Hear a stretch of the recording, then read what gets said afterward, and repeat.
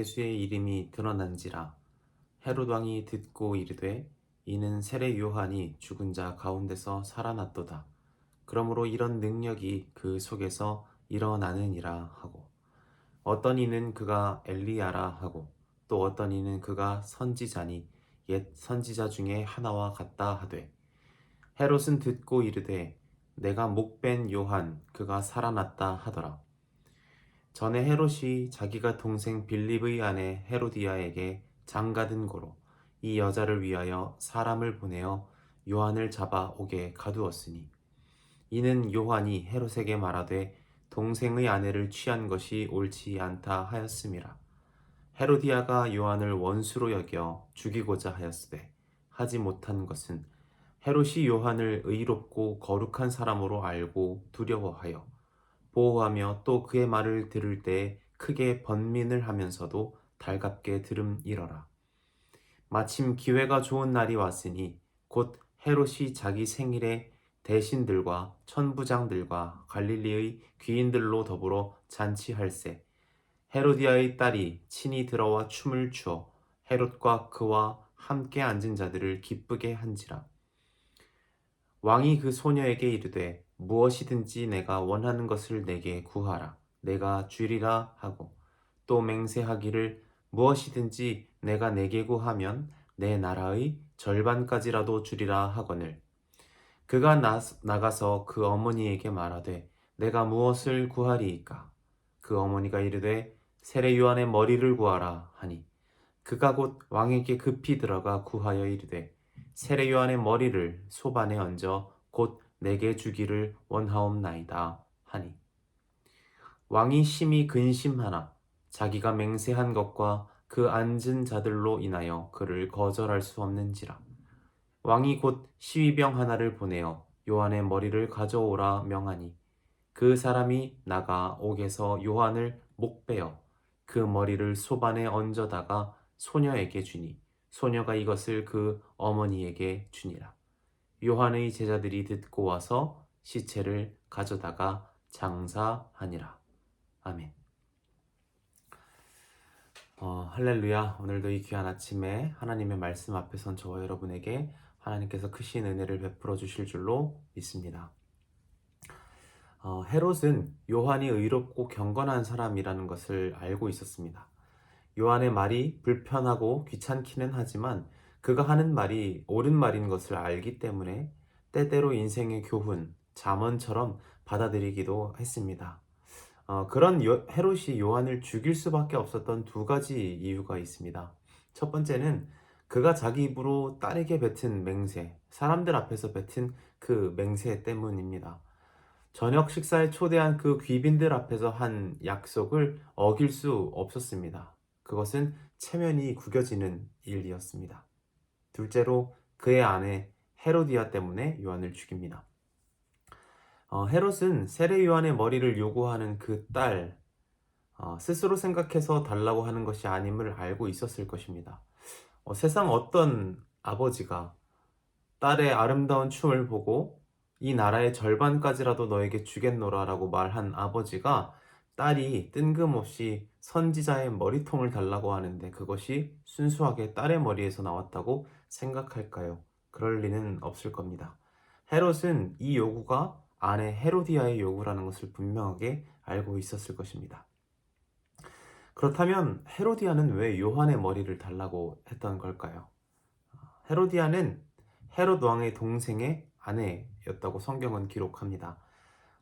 헤롯은 동생의 아내를 탐했고 동생의 아내인 헤로디아는 헤롯의 자리를 탐냈습니다.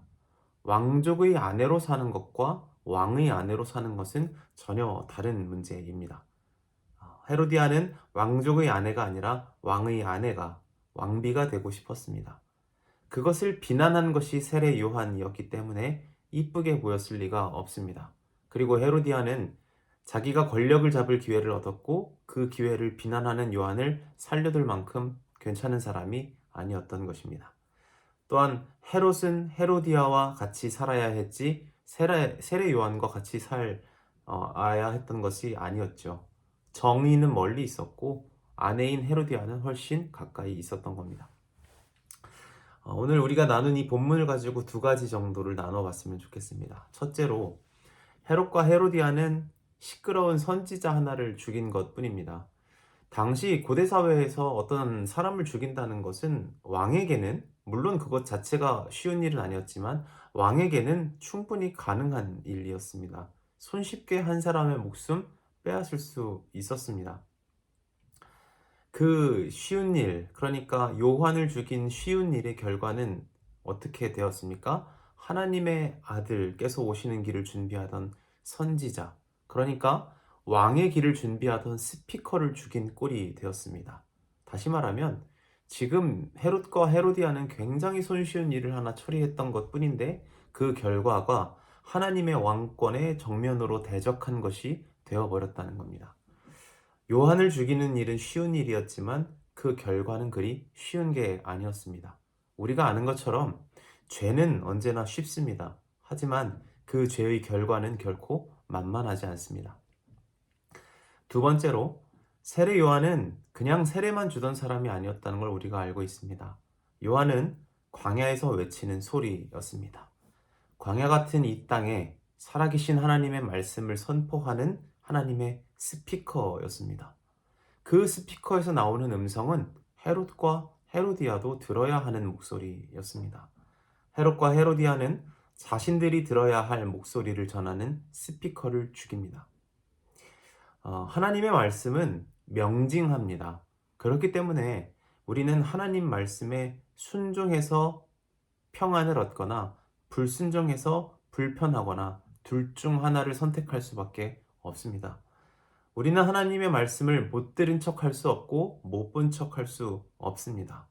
그렇기 때문에 우리 인생에 들리는 하나님의 말씀은 불순종의 마음을 가지고 있으면 그 음성에 귀를 기울이는 일 자체가 굉장히 번거로운 일이 될 수 있습니다.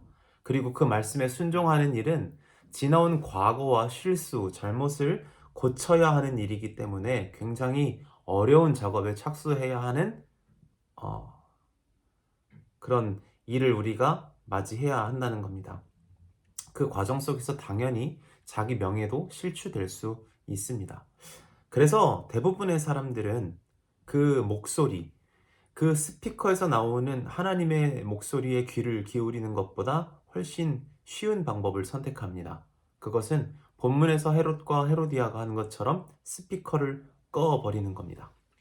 본문에 따르면 스피커인 요한의 목을 베어버리는 것, 그래서 그들의 인생에 더 이상 하나님의 목소리가 들려오지 않게 하는 것, 그것이 쉬운 방법인 것입니다.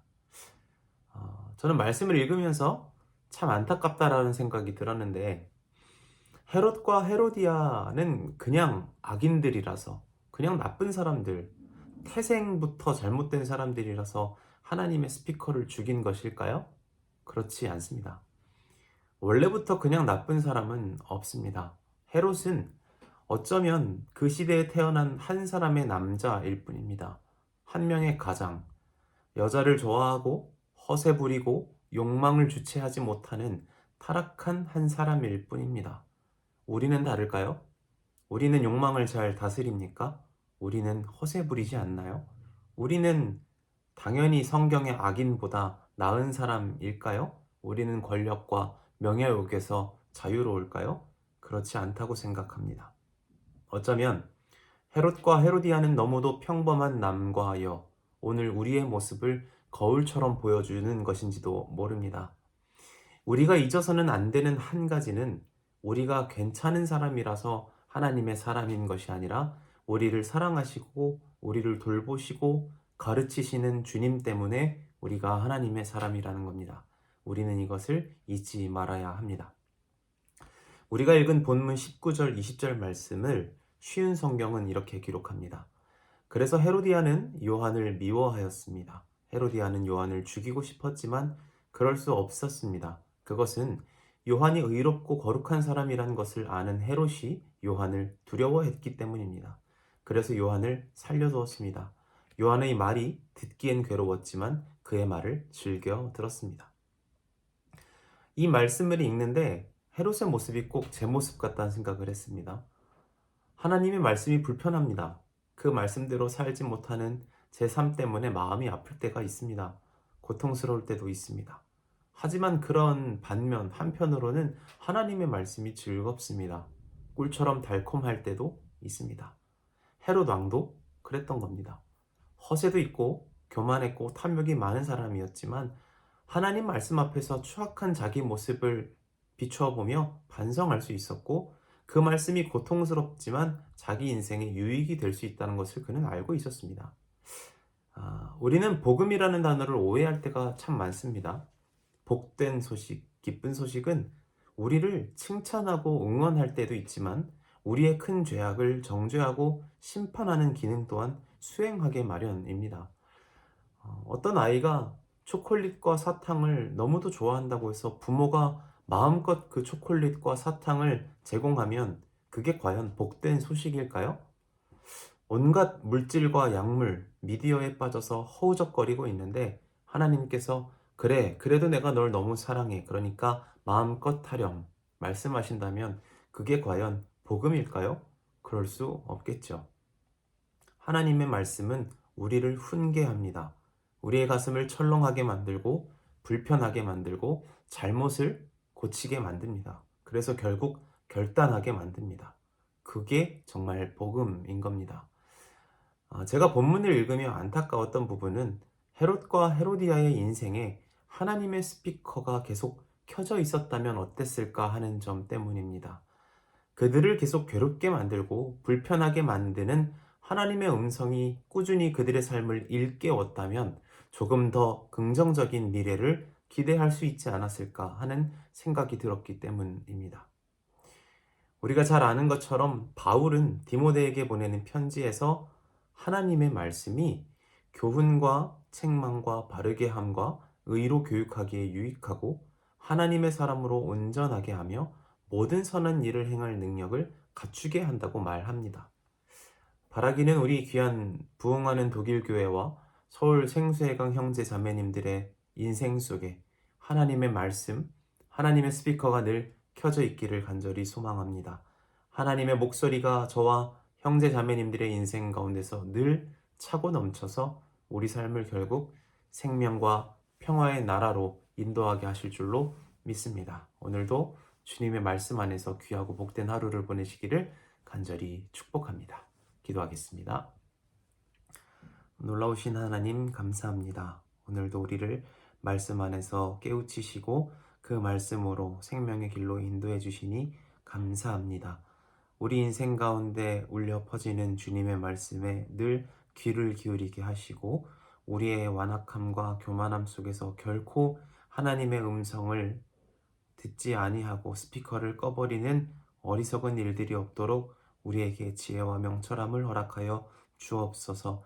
늘 우리를 기쁨으로 평강으로 인도하시는 주님의 음성을 따라 살 수 있게 도우시고 함께 하시는 우리 주 예수 그리스도의 이름으로 간절히 기도하옵나이다. 아멘.